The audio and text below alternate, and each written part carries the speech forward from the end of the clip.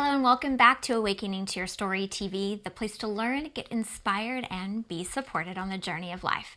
I'm your host, author, emotional heart expert, and heart enthusiast, Alicia Hartzell. In today's episode, we're going to talk about surrendering and letting go. Dear Alicia, people keep telling me to let go, but what does that look like? I feel like I let go of things, but then all of a sudden I find that I haven't. My friends tell me that I should surrender because I don't have control over it anyway. But then I find myself constantly thinking about it, and obviously that's not what surrender looks like. How do I go about letting go and surrendering the things that I don't have the ability to change? There are a lot of ways to think about surrendering when it comes to your soul's work. Your friends were most likely talking about surrendering to a divine plan or timing or path. Often when we think of letting go or surrendering, we think we need to do it passively, that we should just be able to acknowledge that that's our desire to let go or to surrender, and then it just is.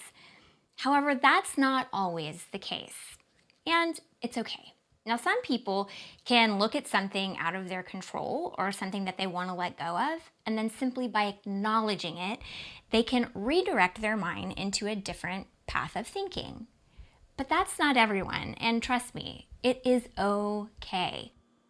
Some people lean into their faith and activate their will to create that space of letting go. But it's important to understand that even that is an active action. It's not passive.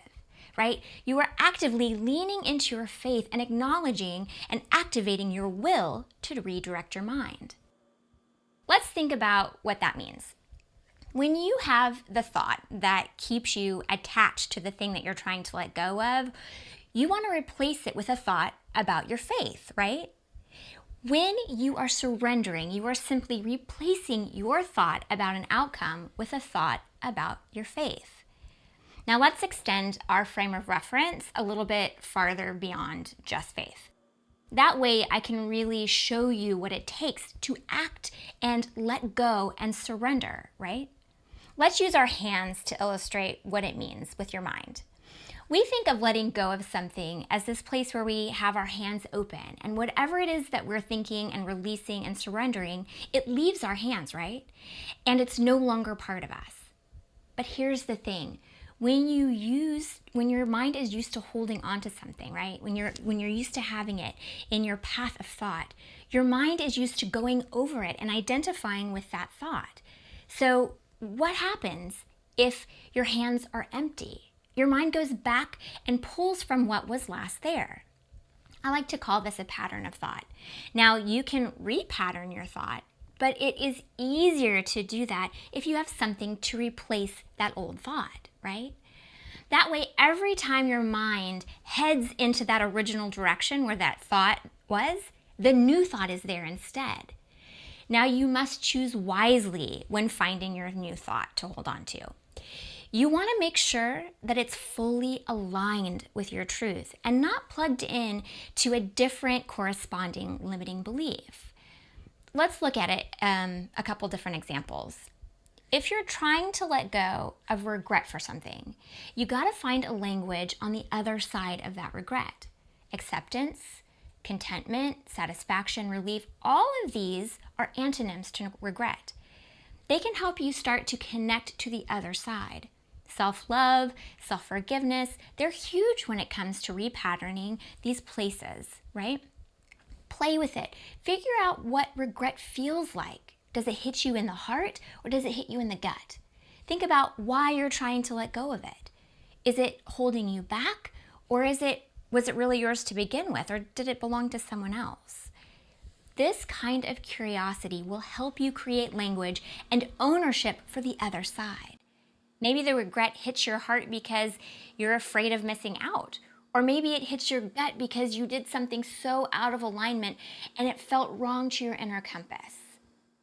If it's about missing out, you can interject and put compassion and understanding there, and then search for the language on the other side around your truth. Maybe it's something like, I'm connected and follow my heart, and everything is inclusive to the place where I'm going with alignment. If it's about maybe doing something that felt wrong, then activate forgiveness and your superpower of love and go back to trusting your alignment again. Maybe that new language sounds like, I have the power to move according to my inner compass, and I trust myself to act out of that place of alignment and truth of heart.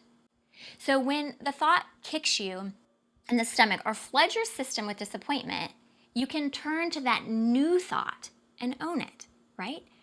Activating your truth can help you fortify your new thought process. So think back on times when you did move according to your heart and your truth and that inner compass. Use those positive cellular memories to help flood your system and activate your power of truth.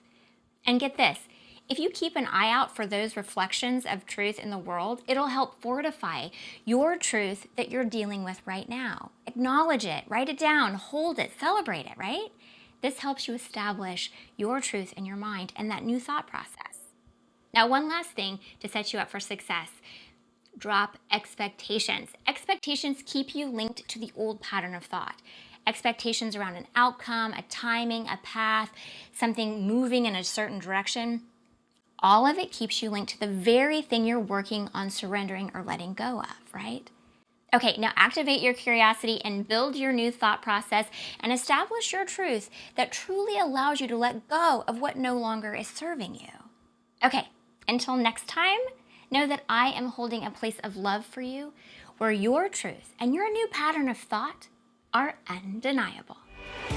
For more support, information, and inspiration, join me at awakeningtoyourstory.com.